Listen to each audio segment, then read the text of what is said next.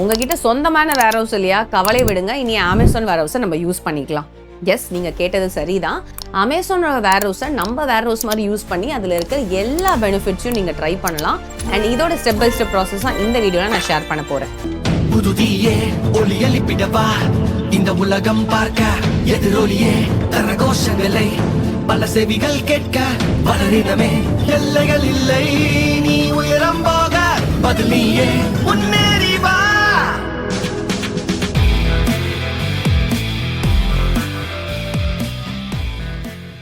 வணக்கம், என்னோட பேர் நிவேதா முரளிதரன். இது வரைக்கும் 60,000 பேருக்கு மேல இ-காமர்ஸ் பிசினஸ் எப்படி ஸ்டார்ட் பண்ணலாம்னு ட்ரெயின் பண்ணியிருக்கேன். அது மட்டும் இல்லாம பல D2C பிராண்ட்ஸ் அண்ட் செலிபிரிட்டி பிராண்ட்ஸோட ஒர்க் பண்ணி அவங்களோட பிசினஸையும் ஸ்கை ராக்கெட் பண்ணியிருக்கேன். இப்போ நான் ஷேர் பண்ணக்கூடிய ப்ராசஸ் பேரு MCF, மல்டி சேனல் ஃபுல்ஃபில்மெண்ட். அப்படின்னா என்னன்றதை டீட்டெயிலாக சொல்றேன். அண்ட் நான் இதை எங்கெங்கெல்லாம் டெஸ்ட் பண்ணேன், என்ன சேஞ்சஸ் நடந்திருக்குன்னு ஷேர் பண்றேன்.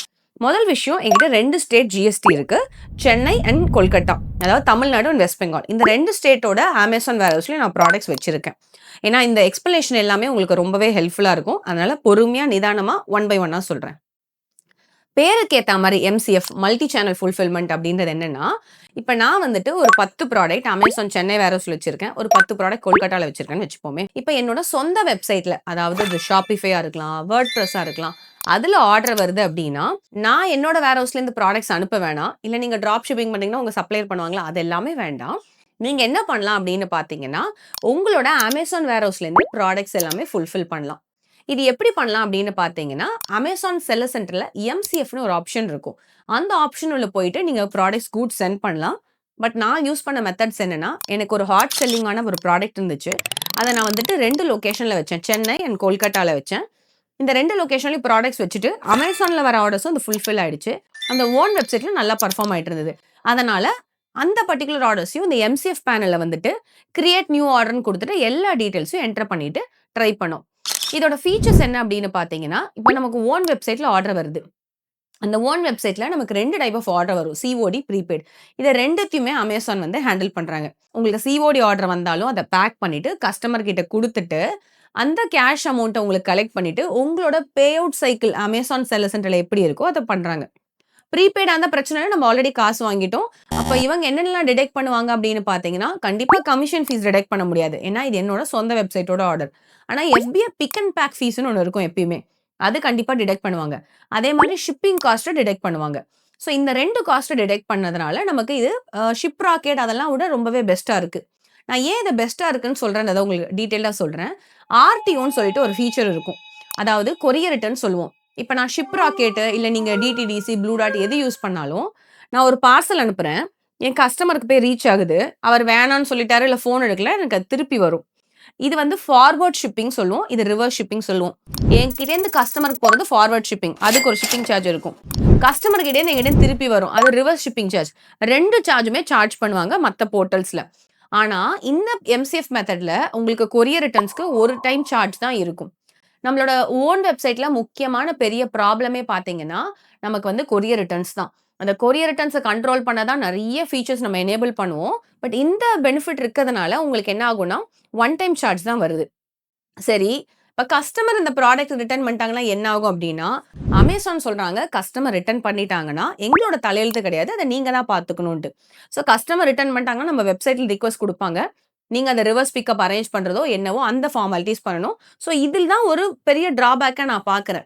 ஏன்னா நான் ஒரு கஸ்டமருக்கு ஒரு ஆர்டர் அனுப்புறேன், ரிட்டர்ன் பிக்கப் அரேஞ்ச் பண்ணணும்னா அவங்களால அந்த ஸ்டிக்கர்லாம் எடுத்து ஒட்ட முடியாது. இப்போ நான் புதுசாக உங்களுக்கு ஒரு ஆர்டரை கிரியேட் பண்ணி தான் நான் ரிட்டர்ன் எடுக்கணும்னா அது ரொம்ப ஒரே கஷ்டமான ஒரு வேலை. ஸோ ரிட்டர்ன்ஸ் கம்ப்ளீட்டாக நம்ம ஹேண்டில் பண்ணுன்றது ஒரு பெரிய டிராபேக். மேபி இதுக்கு ஏதாவது சொல்யூஷன்ஸ் அவங்க கொண்டு வரலாம். அண்ட் இன்னொரு விஷயம், நான் அந்த 2 வேர் ஹவுஸ் கான்செப்ட் சொன்னல, இதை ஏன் நான் சொல்லிடுறேன். ஜென்ரலாக வந்து பார்த்தீங்கன்னா, நீங்கள் ஓனாக வேர் ஹவுஸ் வச்சுருப்பீங்கன்னு வச்சுக்கோங்களேன். நீங்கள் 2-3 ஸ்டேட்டில் வச்சுருக்கீங்க வேர் ஹவுஸ் அப்படின்னா, ஒரு சாஃப்ட்வேர் இருந்தால் மட்டும்தான் ஒரு பர்டிகுலர் லொக்கேஷன்லேருந்து ஒரு ஆர்டர் வருது. உதாரணமாக நம்ம சென்னையில் இருக்குது, கொல்கட்டாவில் இருக்குது சொல்லியிருக்கேன். பெங்களூர்லேருந்து ஆர்டர் வருதுன்னா நமக்கு தெரியும் சென்னையில் கிட்ட இருக்குன்ட்டு. ஒரு சாஃப்ட்வேர் இருந்தால் மட்டும்தான் இதுதான் நியரஸ்ட் லொக்கேஷன் அப்படின்னு சொல்லி ப்ராடக்ட்ஸை சென்னை வேர் ஹவுஸ்லேருந்து எடுக்கணுன்றது வந்து ஒரு அல்காரிதமுக்கு தெரியும்.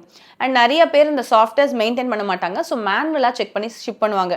ஓகேப்பா, சவுத்துலாம் வந்தால் நம்ம சென்னை வச்சுக்கலாம், ஈஸ்டர்ன் ரீஜன் வந்தால் கொல்கட்டா வச்சுக்கலாம், நார்த்தன் ரீஜன்ஸ் டெல்லின்னு நிறைய மெயின்டைன் பண்ணுவீங்க. இதில் ஒரு பியூட்டி என்ன அப்படின்னா, நம்ம அமேசானில் நான் ஆர்டர் பிளேஸ் பண்றேன் தெரியுமா? பிளேஸ் பண்ண உடனே ஆட்டோமேட்டிக்கா அல்காரிதம் எப்படி FBAல ஃபுல்ஃபில்மென்ட் பை அமேசான் ஆர்டர் வேலை செய்யுதோ, அதே கான்செப்ட்ல இங்கேயும் வேலை செஞ்சுட்டு, ஓகே பெங்களூர்ல ஆர்டர் வந்திருக்கு. இந்த பர்ட்டிகுலர் ஸ்டாக் சென்னையில இருக்கு, கொல்கட்டால இருக்கு. Chennai is the nearest. இங்கேருந்து ஷிப் பண்ணிரலாம். அப்படின்னு சொல்லிட்டு குயிக்கா ஷிப் பண்ற ஆப்ஷன்ஸ் இருக்கு. எனக்கு இந்த ஃபீச்சர் வந்து உண்மையாவே பெரிய ஃபீச்சரா தெரியுது. பிகாஸ் வேர்ஹவுஸ் மெயின்டனன்ஸ்ல நீங்க எக்ஸ்டர்னல் சாஃப்ட்வேர்ஸ் போம்போது இதோட காஸ்டிங்கே ரொம்ப அதிகம். ஸோ இது வந்து ஒரு பிளஸ் பாயிண்ட். இன்னொரு ஒரு டிராபேக் நான் என்ன பார்க்குறேன் அப்டின்னா, இந்த ஆர்டர் பிளேஸ் பண்ண உடனே நம்ம ஓன் வெப்சைட்ல தான் வருது. அமேசான் எடுத்து பேக் பண்ணி அனுப்புறாங்க. ஆனா, அமேசான் கவர்ல மட்டும் தான் பேக் பண்றாங்க. எக்செப்ஷன் பெங்களூர்ல ஒரு 2 வேர்ஹவுஸ்ல வந்து இதுக்கு வந்து எக்செப்ஷன்ஸ் இருக்காம். அண்ட் நான் அமேசான் டீம் கூட பேசும்போது சொன்னாங்க, இயர் எண்ட்குள்ள அவங்க ஃபிக்ஸ் பண்ணிருவாங்கன்னு சொல்லிட்டு. பட் இப்ப இது ஒரு பெரிய டிராபேக்கா எப்படி ஒரு ரிட்டர்ன்ஸ் ஒரு டிராபேக்கா இருக்கோ, எனக்கு தெரிஞ்சு இதுவும் ஒரு பெரிய டிராபேக்கா நான் ஃபீல் பண்றேன். ஸோ என்ன ஆகும்? இது எப்படி நம்ம ஹேண்டில் பண்ணலாம் அப்படின்னு நான் யோசிக்கும்போது, கஸ்டமர்ஸ் கிட்ட எங்களோட கஸ்டமர் கேர் டீம் கிட்ட எப்படி எஜுகேட் பண்ணியிருக்கேன்னா, அமேசான்லயே நாங்க கூட்ஸ் ஸ்டோர் பண்றோம். அமேசானோட கொரியர் சர்வீஸும், பேக்கிங் சர்வீஸும் யூஸ் பண்றோம். அதனால அமேசான் கவர்ல வருதுன்னு நாங்க வந்து ஹேண்டில் பண்ண சொல்லியிருக்கோம். ஒரு வேளை இது நெறைய அப்ஜெக்ஷன்ஸ் வந்துச்சுன்னா, மேபி இந்த மாடல் வந்து ஒரு ஃபெயிலியர் மாடல் ஆகலாம். அண்ட் இன்னொரு விஷயம், ஒரு கஸ்டமர் ஆர்டர் பிளேஸ் பண்ணிட்டாங்கன்னா, ஆட்டோமேட்டிக்கா உங்களுக்கு இமெயில் கம்யூனிகேஷன், WhatsAppல இது மாரி அமேசான் ஏஜென்ட் உங்களுக்கு டெலிவரி பண்ணுவாங்கன்ற தெளிவா ஒரு மெசேஜ் போயிடுது. ஸோ கஸ்டமர் பாயிண்ட் ஆஃப் வியூல எனக்கு எப்படி இருக்கும்னு தோணல. பட் ஆல்வேஸ் நான் இத யோசிச்சிருக்கேன். நம்மள விட அமேசான் வந்து ஒரு பெரிய ஆள் தான். ஸோ நம்ம அமேசான்லேருந்து தான் அனுப்புறோம். அதனால ஒரு நெகட்டிவ் இருக்காதுன்னு நான் நம்புறேன். பட் ஒரு கஸ்டமரும் டிஃபரெண்ட். ஒரு லொகேஷன் கஸ்டமர்ஸும் டிஃபரெண்ட். அத அவங்க எப்படி எடுத்துக்கிறாங்கன்னு இருக்கு. இதுல ஒரு டிராபேக்கா நான் என்ன பார்க்குறேன்னா, அ சில சமயம் வெப்சைட்ல நம்ம பிரைசிங் அதிகமா இருக்கு. அமேசான்ல கம்மியா இருக்குன்னா, அத ஏதாவது நேம் போட்டு அமேசான்ல என்ன பிரைசிங் கண்டுபிடிப்பாங்களோ! அப்படின்னு ஒரு தாட் ப்ராசஸும் இருக்கு. இது ஒரு நெகட்டிவ். அண்ட் இன்னொரு இது நெகட்டிவா, பாசிட்டிவான்னு தெரியல. பட் இப்ப நீங்க FBAல ப்ராடக்ட்ஸ் அனுப்புறீங்கன்னா, கண்டிப்பா அதுல வந்து ஒரு பார்கோடு போடுவீங்க. அந்த பார்கோடு கீழ நம்ம MRP கண்டிப்பா மென்ஷன் பண்ணி அனுப்பணும். ஸோ வெப்சைட்ல நீங்க ஏதாவது MRP மேனிபுலேட் பண்ணியிருந்தீங்க. சில சமயம் வெப்சைட்ல ஒழுங்கா சில பேர் மெயின்டெயின் பண்ண மாட்டீங்க. ஸோ மேக் ஷூர் தட் Amazonல உள்ள MRPயும், வெப்சைட்ல உள்ள MRPயும் சேமா இருக்கு. செல்லிங் பிரைஸ் சொல்லல MRP. ஏன்னா நம்ம கஸ்டமர் அந்த ப்ராடக்ட் வரும். அந்த FBA பார்கோட் லேபிள் இருக்கும். நம்மளோட FBA ரூலே வந்து பார்கோட் இருக்கணும், MRP இருக்கணும் இல்லையா? ஸோ அதுல வந்து டீவியேஷன்ஸ் இருக்கக்கூடாது பார்த்துக்கோங்க. அண்ட் நெக்ஸ்ட் ஒரு முக்கியமான விஷயம். இதோட ஆட்டோமேஷன் ப்ராசஸ் பத்தி பார்க்கலாம். இப்ப ஒண்ணு ஆர்டரா மேனுவலா நம்ம டெய்லி இப்ப என்டர் பண்ணிட்டு இருக்க முடியாது. ஸோ 3 சாஃப்ட்வேர்ஸ் கிட்டத்தட்ட இருக்கு to integrate MCF with Amazon. நீங்க MCFல என்ரோல் பண்ணீங்கன்னா, உங்களோட MCF மேனேஜர் உங்களுக்கு கால் பண்ணி சாஃப்ட்வேர் பேர் சொல்லுவாங்க. ஸோ நாங்களும் எக்ஸ்ப்ளோர் பண்ணிட்டு இருக்கோம். அதனால எனக்கு சாஃப்ட்வேர் பேர ரிவீல் பண்ண விரும்பல. மேபி நான் ஒன்ஸ் டெஸ்ட் பண்ணதுக்கு அப்புறம் டீட்டெயிலா ஷேர் பண்றேன். இந்த சாஃப்ட்வேர்ஸோட நம்மளோட இன்டகிரேஷன்ஸ் முடிச்சுட்டோம் அப்படின்னா, ஆட்டோமேட்டிக்கா Shopifyல வர ஆர்டர்ஸ் எல்லாமே உங்களோட MCFல வந்து ஆட்டோமேட்டிக்கா ஃபுல்ஃபில் ஆகும். SKU லெவலா கூட நம்ம பைஃபர்கேட் பண்ணலாம். அதாவது நான் 10 ப்ராடக்ட்ஸ் எனக்கு வெப்சைட்ல இருக்கு. அதுல எனக்கு ஒரு ப்ராடக்ட் மட்டும் Amazon வேர்ஹவுஸ்ல MCFல ஃபுல்ஃபில் ஆணும் அப்படின்னா, அந்த இன்டகிரேஷன் வரைக்கும் பண்ணிக்கலாம். அண்ட் இந்த போர்ட்டல்ஸ் எல்லாமே ஆர்டர் பேசிஸ்ல வந்து நம்ம ஷேர் பண்றாங்க. ஸோ இதோட பெரிய கன்ஃப்யூஷன்ஸ் எங்க நடக்கும் அப்படின்னு பார்த்தீங்கன்னா, பில்லிங். பட் அதுக்கும் சொல்யூஷன்ஸ் இருக்கு Amazonல. பட் அத டெக்னிக்கலா புரிஞ்சவங்களால மட்டும் தான் இத எடுக்க முடியும். உதாரணமா, இப்ப நம்ம வெப்சைட்ல சேல்ஸ் பண்றோம். வெப்சைட்ல ஆல்ரெடி ஒரு இன்வாய்ஸ் ஜெனரேட் ஆகி ஒரு கஸ்டமருக்கு போயிடுது. அந்த டேட்டாவ தான் நீங்க ஆடிட்டருக்கு குடுத்து ஃபைல் பண்றீங்க. இப்ப Amazon வேர்ஹவுஸ்ல கூட்ஸ் இருக்கு. Amazon வேர்ஹவுஸ்ல கூட்ஸ் இருக்கும்போது, அதுக்கு ஒரு இன்வாய்ஸ் ரெய்ஸ் ஆகுமான்னு பார்த்தீங்கன்னா, கண்டிப்பா இன்வாய்ஸ் ரெய்ஸ் ஆகாது.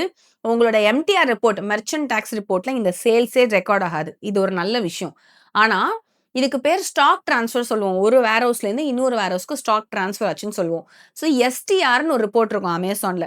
இந்த STR ரிப்போர்ட்ட ஓப்பன் பண்ணீங்கன்னா, இந்த டிரான்சாக்ஷன்ஸ் எல்லாமே தெரியும். ஸோ இதோட பே அவுட்ஸ் கரெக்ட்டா வருதா இல்லையா? அண்ட் இதோட STRஓட ரிப்போர்ட்ஸ் இது எல்லாத்தையுமே நம்ம டீட்டெயில்டா செக் பண்ணணும். அண்ட் பர்சனலா நீங்க ஒரு பேமெண்ட் ரீகன்சிலியேஷன் டூல் யூஸ் பண்றீங்க. OMS குரு, குயிக் மெட்ரிக்ஸ் இது மாரி டூல்ஸ் யூஸ் பண்றீங்கன்னா, இந்த பே அவுட்ஸ் எங்க போய் உட்காருதுன்றதையும் அந்த டூலோட டீம் கிட்ட நீங்க கேட்கணும். ஏன்னா இதோட பே அவுட்ஸ் Amazonல போய் உட்காருதா? இல்ல தனியா வந்து ஏதாவது பைஃபர்கேட் பண்ண முடியுமான்றதையும் நீங்க டூல்ஸ் கிட்ட பேசணும். So in terms of reconciliation இது கொஞ்சம் ஹார்டா இருக்கும். ஸ்லோவா நம்ம அத கத்துக்கிட்டு டெவலப் பண்ணணும். பட் மினிமல் காஸ்ட்ல வேர்ஹவுஸ மெயின்டெயின் பண்ணணும் அப்படின்னு நினைக்கிறவங்களுக்கு இது சூப்பரான மெத்தட். நான் இதுல இன்னொரு ஸ்ட்ராட்டஜி இன்ட்ரெஸ்டிங்கான ஸ்ட்ராட்டஜி பண்ணியிருந்தேன். அதையும் நான் ஷேர் பண்றேன். மேபி அது உங்களுக்கு ஹெல்ப்ஃபுல்லா இருக்கும். அண்ட் இது ரொம்ப ரிஸ்கானது ஒண்ணு. ரொம்ப கேர்ஃபுல்லா பண்ணுங்க. ஸோ ஜென்ரலா நம்ம ப்ராடக்ட்ஸ் பல்கா வாங்கிட்டு நம்ம வீட்ல வாங்கி வச்சுட்டு அத QC பாஸ் பண்ணிட்டு அதுக்கு ஸ்டிக்கர்ஸ் ஒட்டி தான் நம்ம வேர்ஹவுஸ்க்கு அனுப்புவோம். சில சப்ளையர்ஸ் என் கூட ரொம்ப க்ளோஸாக ஒர்க் பண்ணி ரொம்ப வருஷமாக ஒர்க் பண்ணுறோம், அவங்க ஏமாற்ற மாட்டாங்கன்னு தெரிஞ்சாங்கன்னா நாங்கள் என்ன பண்ணுவோம்னா, அந்த FBS ஸ்டிக்கர்ஸ் கொடுத்துருவோம். நீங்கள் அந்த FBS ஸ்டிக்கர் ஒட்டிக்கோங்க, ஒட்டிட்டு நான் பிக்கப் அரேஞ்ச் பண்ணுறேன், வேர் ஹவுஸில் டேரெக்டாக டெலிவரி ஆகும்னு சொல்லுவேன். இது என்ன ரீசன் நான் சொல்லிடுறேன். பர்சனலாக இப்போ நம்ம மெஜாரிட்டி ஆஃப் த சப்ளையர்ஸ் பார்த்தீங்கன்னா மும்பை, சூரத், டெல்லி இப்படி தான் இருப்பாங்க. இப்போ நான் சூரத்லேருந்து VRL டிரான்ஸ்போர்ட்டோ ஏதோ ஒரு டிரான்ஸ்போர்ட்டில் எனக்கு சென்னைக்கு வரும், சென்னையோட ஹப்புக்கு வரும், ஹப்புலேருந்து நான் வீட்டுக்கு எடுத்துகிட்டு வரணும், ஹப்புலேருந்து வீட்டுக்கு எடுத்துக்க வந்து 600லேருந்து 1000 ரூபாய் வாங்கிடுவாங்க. அந்த சூரத்துலேருந்து இந்த VRLக்கு வரதுக்கு அதுக்கு ஒரு 2000 3000 கூட சம்டைம்ஸ் ஆகலாம், depending on your product size. அப்புறம் என் இடத்துக்கு வருமா, என் இடத்துக்கு வந்தோடனே அதை ஓப்பன் பண்ணி இந்த ஸ்டிக்கர்ஸ் எல்லாம் ஒட்டி திருப்பியும் ரீபேக் பண்ணி திருப்பியும் நான் அமேசான் வேர் ஹவுஸ்க்கு அனுப்பும்போது ஒரு பெரிய காஸ்ட் இருக்குது, டைம் இன்வால்மெண்ட்டும் இருக்குது. ஆனால் சப்ளையர் பழகிட்டாங்கன்னா நான் என்ன சொல்வேன்னா, எனக்கு நான் ஸ்டிக்கர் கொடுத்துறேன், எனக்கு பர் பீஸ்க்கு எக்ஸ்ட்ரா கூட சார்ஜ் பண்ணிடுவாங்க, 5 to 10 rupees சார்ஜ் பண்ணுறாங்க, சில பேர் 50 rupees கூட சார்ஜ் பண்ணுறாங்க.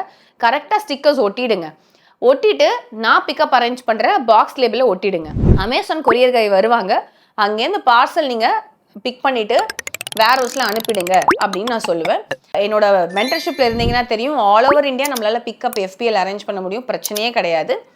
ஸோ நீங்கள் எந்த ஸ்டேட்டில் வந்து GST வச்சுருந்தாலும் பரவாயில்ல, இன்னொரு ஸ்டேட்லேருந்து நீங்கள் அரேஞ்ச் பண்ணலாம். ஸோ அதை அரேஞ்ச் பண்ணிவிடுவீங்க, கரெக்டாக உங்களுக்கு வேர் ஹவுஸ்க்கு டெலிவரி ஆகும். ஸோ இந்த இதில் 2 விஷயம் சேவ் ஆகுது, ஒன்று டைம், இன்னொன்று மணி. அது எனக்கு வந்து நான் வேர் ஹவுஸ்க்கு அனுப்புறதுக்கு ஒரு டைம் இருக்குல்ல, அது ஒரு 10-15 நாள் ஆகிடும், இது டேரெக்டாக போகுது.